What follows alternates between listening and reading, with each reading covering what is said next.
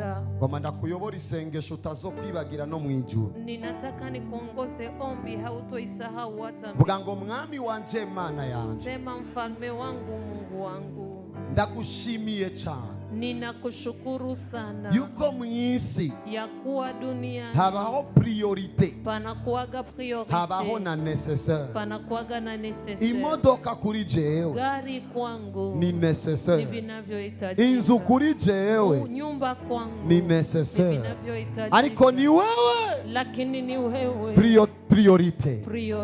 Muri ibi byose ngiye kuronka, kwa haya yote nenda kuyapata, ndakwinginze ninakusihi zobane nawe, niishi na wewe, kuko ni wewe maana ni wewe mpamvu yo kubaho kwawe, tafsiri ya maisha, ni wewe priorite yawe. ni wewe priorite. Uwo munsi ndawurindiranye Iyo umunezero, siku naisubiri, nanje nzo gusanganire mu kirere. na mimi nikutane, Iminyifato nziza, nipatie comportement, imimvugo nziza, nipatie msemo imakubaho nipe kuishi uko bikwiye, isi vinastahili, kugira ngo ili zo kugumbire mu birere. nikukumbatie. Vuga amena nini? Sema amena kubwa.